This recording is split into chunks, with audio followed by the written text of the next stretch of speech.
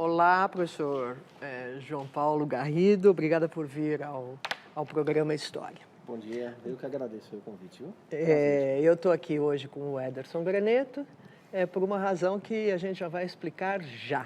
É que há quanto tempo atrás? Foi em 2012, novembro de 2012, a gente convidou o professor aqui para falar sobre uma pesquisa que estava em andamento. Eu convidei, o senhor veio, é orientador de uma aluna, né, Nadezhda de Mambro, né? Sim. Que estava fazendo uma pesquisa sobre como o brasileiro vê a sua história. Isso foi há 2 anos e agora, no segundo semestre, vocês publicaram o resultado dessa pesquisa na revista Eu já tinha convidado para você voltar, então está aqui a volta para dizer como é que foi o resultado disso e que conclusões que as pessoas podem tirar a respeito desse trabalho que você Então, fizeram. é um grupo, você fez o trabalho, entendo, com um grupo de alunos, é isso, João? Eu coordenei uma equipe, eu e mais 6 pessoas, né? O César Ratti, o Luiz Otávio Vieira, a Sheila Virginia Castro, a Nadezhda de Mambro, a Marina Pupo e a Beatriz Duarte Lana. Exato. Na época que nós começamos, a maioria deles eram estudantes de graduação em História, exceção feita ao César, que já, enfim, é um professor da rede, um pesquisador já formado há bastante tempo, mas todos os demais encontravam-se nesse estágio, agora alguns deles já terminaram a sua graduação em História, e nós começamos, então, essa pesquisa como um esforço de equipe. É aquele tipo de coisa que a gente só consegue fazer em grupo, né? Então, encaramos um tema que me parecia e continua me parecendo da maior importância, num esforço de elaboração preliminar, porque ninguém tinha feito uma pesquisa desse tipo, né? E o assunto, o centro da questão do artigo é a independência do Brasil. Sim. Mas você não está contando a independência do Brasil. Não.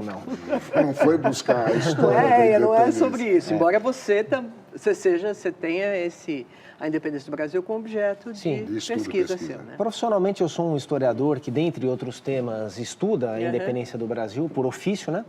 Mas esse é basicamente um trabalho sobre o Brasil de hoje, né? É um diagnóstico preliminar, restrito, com as suas limitações, mas é um diagnóstico do Brasil de hoje, né? Professor, você podia explicar rapidamente para a gente como é que foi feito esse trabalho? Bem rapidinho. Mas acho que falta antes dizer o que, afinal, vocês procuraram saber. Claro, passo então de um a outro, né? Nós procuramos saber o que o brasileiro pensa sobre a independência. Por quê? Porque toda e qualquer sociedade pensa coisas sobre o seu passado, isto é, o seu passado como sociedade, como coletividade. Não há nenhuma sociedade no mundo, não há nenhuma sociedade no passado, atualmente, no presente, que não formule as suas ideias sobre esse passado coletivo, isto é, sobre a história. Diagnosticar, então, o que uma sociedade pensa sobre a sua história, ou uma história entendida como sendo a história dessa sociedade, é uma forma de entender o que é essa sociedade. Porque essa é uma constante da sociedade. Então, nós tínhamos algumas interrogações que, de certo modo, até aumentaram, né? Porque quanto mais a gente pesquisa, quanto mais a gente aprofunda... aparece dúvida. Isso, exatamente. Quanto mais a gente se pergunta, mais a gente pergunta. Quer saber sobre aquilo, né? Então, há um senso comum, né? Que nos diz que o brasileiro não se interessa por história, não se interessa pelo passado, que ele vive confinado num presente, aliás, como a maioria das sociedades hoje em dia. Isso é uma verdade muito parcial, né? O brasileiro pensa, sim, coisas sobre a história, o brasileiro se interessa sobre a história, e as maneiras, então, de ele se comportar perante esse passado, esse conhecimento do passado, traduz formas de ser do brasileiro. Inclusive, o desinteresse pela história é por nós interpretado como uma atitude. Porque existe esse desinteresse também, né? Ele é predominante, não, né? Não, ele é predominante em alguns momentos, em alguns setores e referente a alguns temas, mas ele não é uma atitude absoluta, né? Agora, para descobrir como o que os brasileiros pensam sobre a independência, o que vocês fizeram? Então, a independência Fizeram é um tema... umas sondas no presente, não é isso? A independência é um tema central, quer dizer, porque todo e qualquer brasileiro, espera-se, pensa alguma coisa sobre a independência. Para nós, não interessava se pensava corretamente, de acordo, enfim, com o conhecimento disponível pela academia, se ele era capaz de dizer algo correto. Não. dizer alguma coisa ou ter alguma imagem na cabeça sobre a independência, essa é uma prerrogativa dos brasileiros. Então, é um tema central nisso que nós estamos chamando de cultura de história no Brasil. Né? Poderiam ser outros temas. Aliás, seria fantástico se essa investigação nossa estimulasse investigações semelhantes com outros temas, né? Sobre a República. O que o brasileiro pensa sobre o descobrimento, a República, a escravidão, a ditadura ou as ditaduras, né? Sobre a política, sobre momentos da história.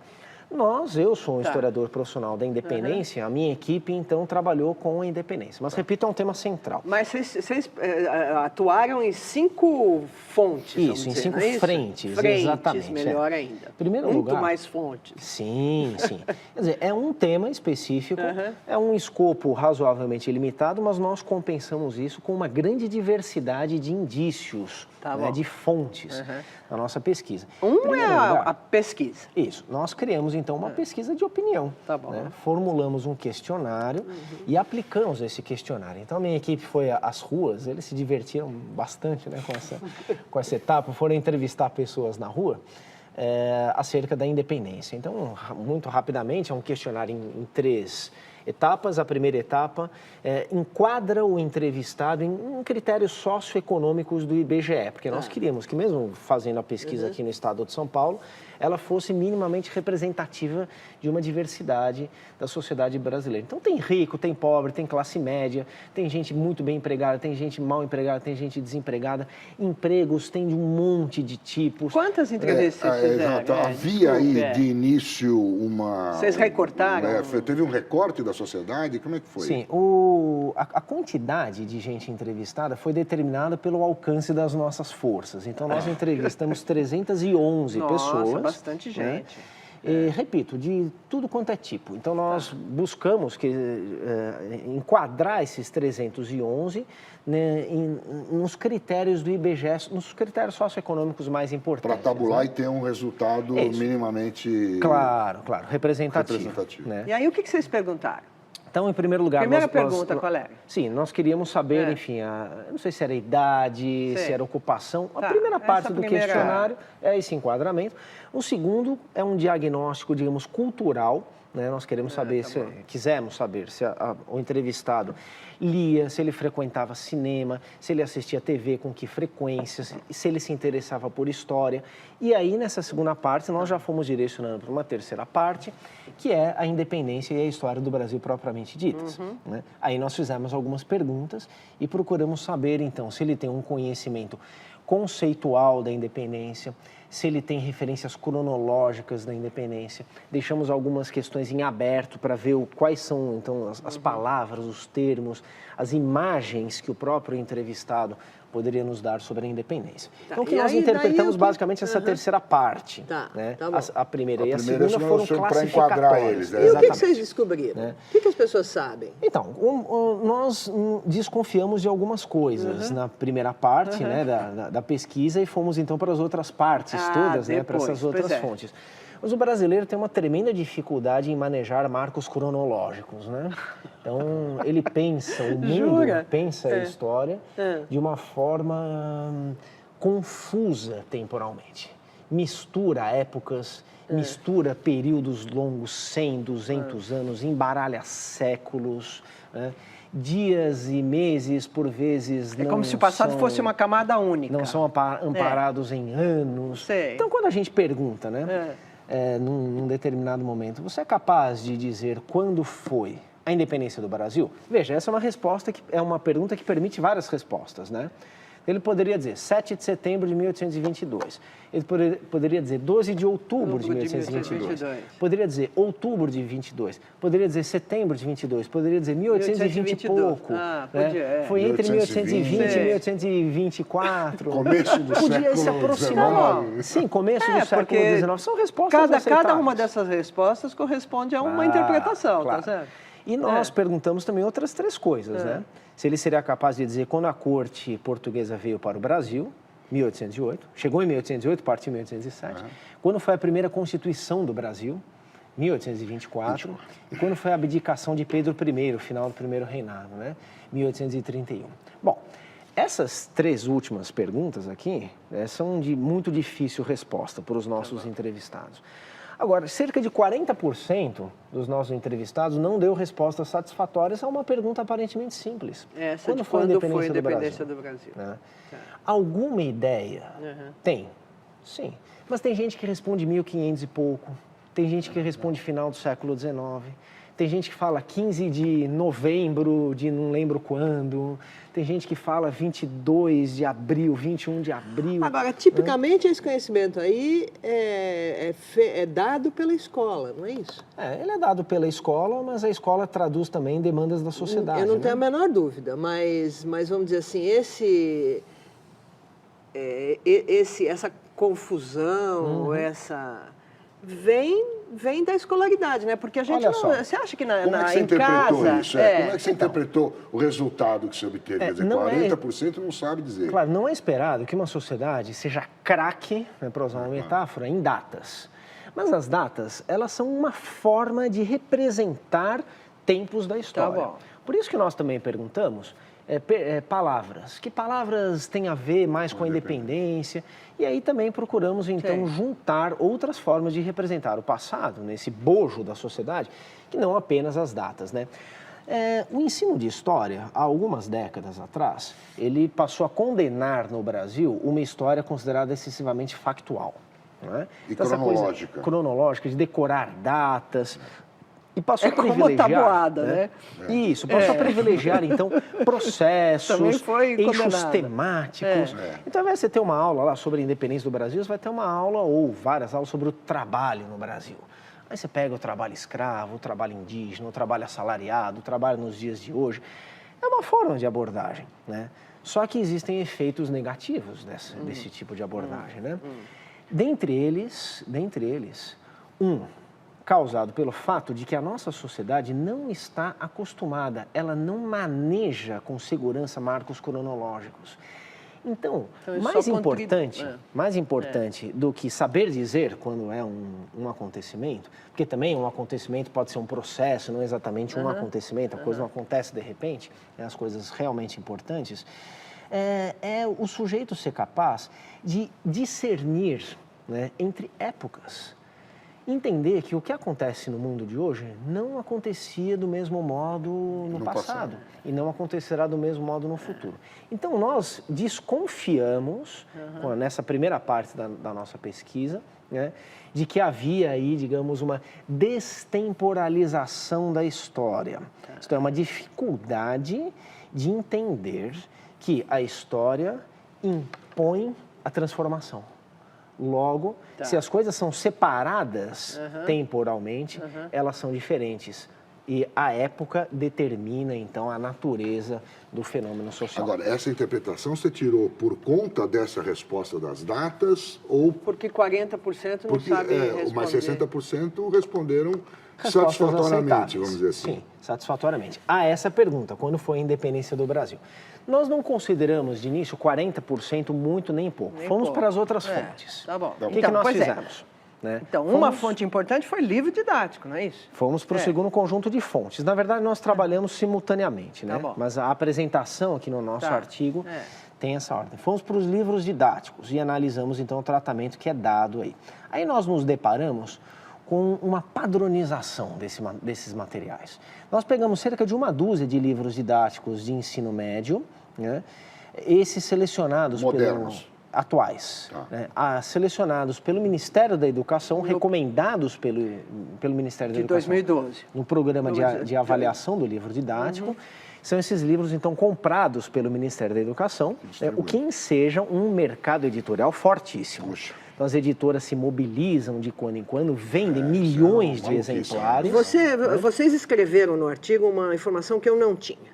O livro didático é o segundo suporte de leitura mais lido no Brasil, sendo sua produção o mais lucrativo negócio de uma indústria editorial brasileira que tem no governo federal seu maior cliente. Isso. Eu achei excelentemente sintetizado aqui. Sim. Quer dizer, então, o livro didático ele está presente, né? A indústria ele está presente, ele tem uma penetração. Sim. É. E ele mobiliza não apenas os leitores, que já são muito variados, não apenas os alunos, Sim. mas professores, familiares, pessoas em geral.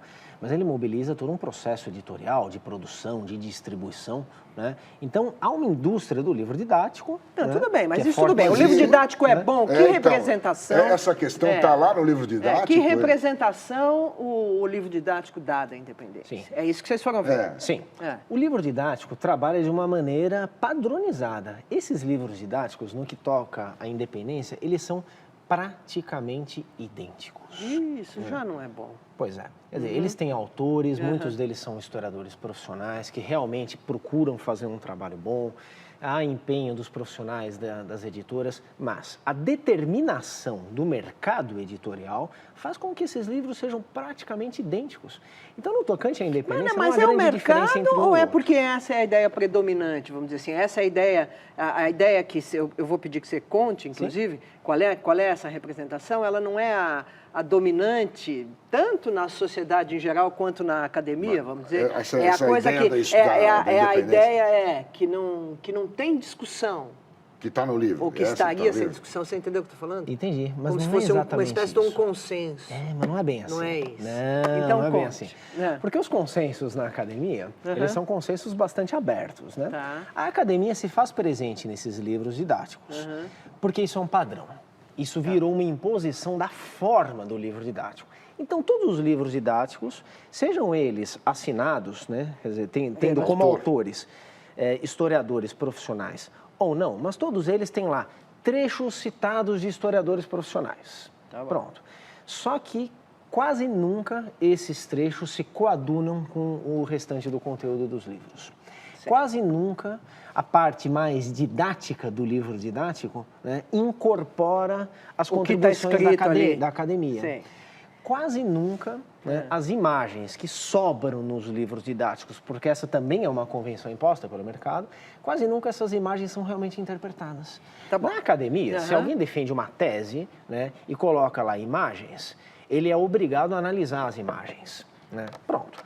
Nos livros didáticos, não. As imagens são muitas vezes, na maioria das vezes, ilustrativas. Então, quando colocam o quadro do Pedro Américo, né? Ou então colocam lá, enfim, o quadro do Benedito Calixto, né? São Paulo no século XIX, na época da independência, quase nunca você vai encontrar. No caso do Pedro Américo, até se encontra, porque esse já é um standard. Um standard, né? Mas das outras imagens, você não encontra uma análise de como aquilo representa o século XIX. Parece que é uma ilustração, como se fosse uma foto da independência, uma foto. Foi assim. O programa História já falou disso na entrevista com a professora Lília Schwartz, que esteve aqui, e no finalzinho a gente conversou um pouco sobre isso. As imagens precisam ser interpretadas. É lógico, as imagens falam sobre o tempo delas, né? Elas não são a representação. Então você está dizendo que eles vão buscar na academia só um carimbo, selo. Uma chancela para a historinha que eles estão contando. Mas que história eles estão contando? Tá bom, mas que história que eles estão contando? Em termos de conteúdos, os livros didáticos, no seu tratamento sobre a independência, são bastante aceitáveis. Quer dizer, são razoáveis, né? Há bons conteúdos. Mas nós nos perguntamos, o que esses livros didáticos estão fazendo em uma sociedade que, se nós acreditarmos, então, na primeira parte da nossa pesquisa, tem uma tremenda dificuldade em temporalizar a história. Então, as datas estão corretas, claro, porque se um livro didático traz datas erradas, ele jamais será aprovado pelo MEC, ele jamais será vendido, jamais será produzido, jamais será consumido. Então, eles têm lá datas muito corretas. Mas essa sociedade lida com datas? Parece que não adianta, não tem um diálogo ali entre o livro didático e a sociedade nesse quesito. Aí vamos por outras fontes. Isso, próximo, porque nós só temos 10 minutos agora de final de programa. Vamos analisar, então, programas de televisão. Né? Então, com base em DVDs, em vídeos na internet e tudo mais. Então, nós analisamos programas de entrevistas como esse aqui que vocês estão fazendo comigo.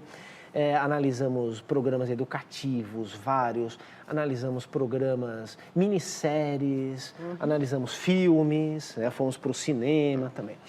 E aí nós percebemos outras coisas que estão presentes, e aí as coisas começam a se fechar, né? Também nos livros didáticos, estão presentes também nas nossas entrevistas. Um culto à personalidade.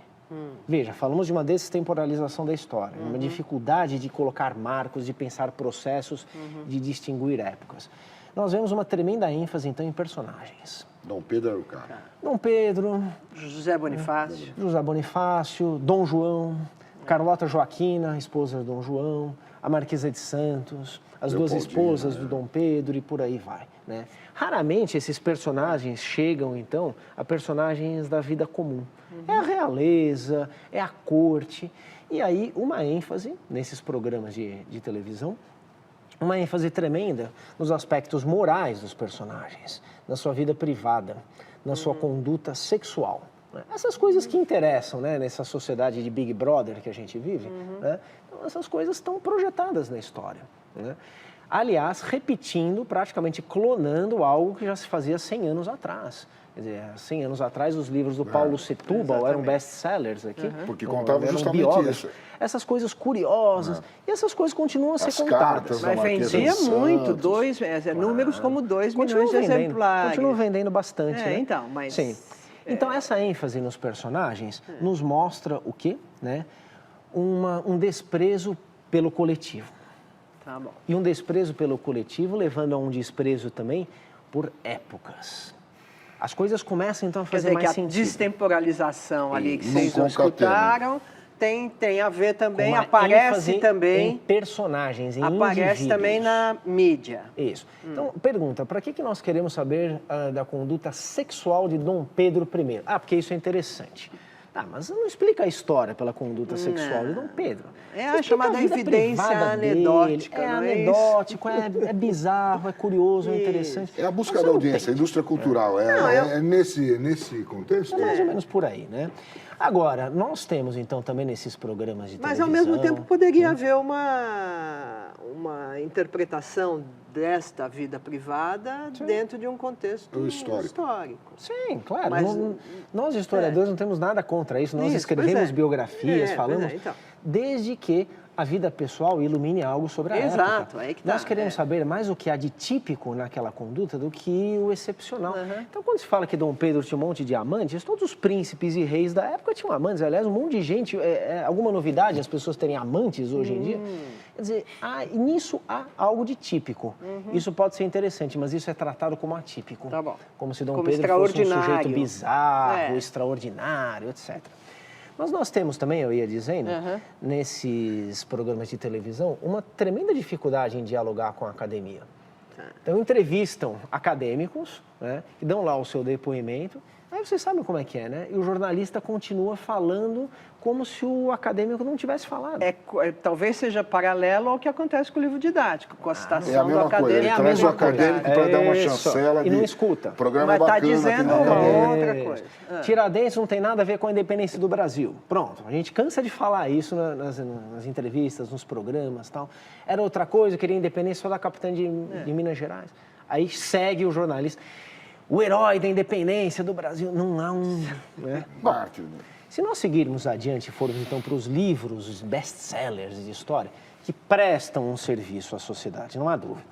Então, livros como os do Laurentino Gomes, do Eduardo Bueno, da Mary Del Priore, né? O Leandro Narlock, eles atendem a uma demanda, não há nenhuma dúvida. As pessoas querem saber de história, os acadêmicos não estão a fim de escrever naquela linguagem, não estão a fim de simplificar. Vêm esses livros, vendem, as pessoas consomem e aprendem algo sobre a história, sim.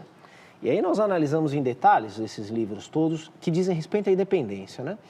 E aí nós percebemos, então, uma confusão total de datas, um monte de erros factuais. O que é século XIX vira século XVII, o século XVIII passa para o século XIX. Uma destemporalização tremenda da história nesses best-sellers. Uma ênfase em personagens tidos como excepcionais e não como comuns. Uma tremenda dificuldade de dialogar com a academia, não obstante todos eles busquem se legitimar por meio da academia, né? No caso da Mary Del Priore, ela é inclusive uma historiadora profissional, né? Mas, ou seja, os fenômenos começam a se acumular, né? O que nós percebemos então nas nossas entrevistas, nos livros didáticos, que percebemos nos programas de televisão, estão também nesses livros de grande vendagem, estão também no cinema. Ou seja, a imensa maioria dos saberes não acadêmicos sobre a independência do Brasil, né, é reiterativo, repete ideias, noções que a sociedade já tem sobre a independência e sobre a história. Portanto, quer dizer, nem avança e nem corrige. Traduzem o que as pessoas já pensam. E o que as pessoas pensam? As pessoas pensam, então, que a história do Brasil é uma história tragicômica, mais cômica do que trágica, que a verdadeira história não está contada oficialmente, que ela ainda está nos interstícios do conhecimento. Tá, que tem uma versão oficial, então. Isso, que a versão oficial pretende que a história tenha sido séria, mas que na verdade ela não foi séria. É a ideia daquele seriado O Quinto dos Infernos que nós analisamos. Que a verdade surge pela comédia, surge pelo ridículo, surge, portanto, pela vida privada, né? E que não importa muito, então, esse rigor de uma temporalização, porque no fundo a gente sabe que a história do Brasil não é uma história séria. É isso que a maioria das pessoas pensa sobre a história da independência, embora muitos ainda reivindiquem, a gente percebe também em todas essas fontes, que a história do Brasil é aquela história séria, heróica, oficial. Há uma disputa em torno da independência. Tá. Os detratores e os defensores da independência. Quem ganha nisso? Tem maioria, tem minoria, não? Os detratores tendem a ser em maioria em relação aos defensores. E mas, no fundo, é uma concepção maniqueísta da história. Né? Então, os saberes não acadêmicos sobre a independência, eles tendem a se concentrar em dois polos. Então o que você está dizendo é que, de um lado, as pessoas têm uma visão, vamos dizer, derrogatória sobre o passado, se a gente considerar que tomar a independência como um representante do passado. Isso. E de outro tem uma visão triunfalista, vamos dizer. Isso, exatamente. Então, a independência como um momento de libertação nacional. Por isso que quando você perguntou agora há pouco, mas e como é que fica então a versão acadêmica ou as versões acadêmicas? Olha que situação difícil, né? Pois é. Então, nós somos cobrados e temos que ser cobrados mesmo, né? Nós, profissionais da história, como responsáveis, agentes responsáveis, que tem que dialogar com a sociedade, que tem que atender essa demanda, esse gosto que o brasileiro tem pela história. Sim, nós temos que fazer isso. Porém, em primeiro lugar, muitos de nós já fazemos isso. Eu estou aqui fazendo isso. Claro. Né? Muitos são autores de livros didáticos, né? Muitos se empenham ativamente nesse mercado, procuram dar suas consultorias, atendem os jornalistas, procuram qualificar essa cena pública, esses saberes não acadêmicos. Então, muita gente já tenta fazer isso, principalmente os professores. Tá bom. Professores da rede pública, das escolas particulares, professores de ensino fundamental e ensino médio que estão lá no dia a dia tentando ensinar uma história e fazer com que as pessoas pensem historicamente. Nós estamos no fim do programa. Então, estou encerrando. Tá bom. Muitos de nós já tentam fazer isso, em primeiro lugar. Não somos tão omissos como frequentemente somos acusados de sermos, né? Em segundo lugar, que para fazer isso, a gente tem que dominar algumas técnicas específicas, né? É a técnica da produção do livro didático, é a inserção no mercado, é o diálogo com a imprensa. Tem que estar mais presente, de alguma forma. Já está presente, mas de uma certa maneira... São formas de atuação específicas, que não são fáceis. E que não são prerrogativas, não deve ser... Tá. Em terceiro lugar, a gente precisa saber o que a sociedade pensa sobre a história. Não é sair escrevendo um livro porque a editora contratou e vai vender de monte. Não é fazendo isso que você vai qualificar. Tem que dialogar com esse conhecimento tem que histórico aprender a conversar com as... Quer dizer, a academia precisa dialogar mais com a sociedade. Mas não é com a sociedade, é com o que a sociedade pensa. É isso que está dizendo. A academia, ou qualquer que não seja já acadêmico, precisa nisso. partir de um diagnóstico. Isso que nós chamamos de cultura de história. O jornalista, para falar de independência ou para falar de história, ele precisa saber minimamente o que a sociedade pensa sobre a história. O professor universitário é a mesma coisa, o escritor profissional, porque senão nós interagiremos apenas num ciclo vicioso, estaremos reproduzindo o que a sociedade já sabe, o que ela já faz pensa. Isso que é a reiteração. Não inovaremos, precisamos de um diagnóstico. Então é isso, o trilho a academia buscar saber o que a sociedade pensa a respeito da história de uma maneira geral. Você começou com a independência, tem aí... A academia e todos os não acadêmicos envolvidos nesse conhecimento. Vocês também. Muito obrigada pela entrevista. Obrigado, a gente vai tentar cumprir. Obrigado.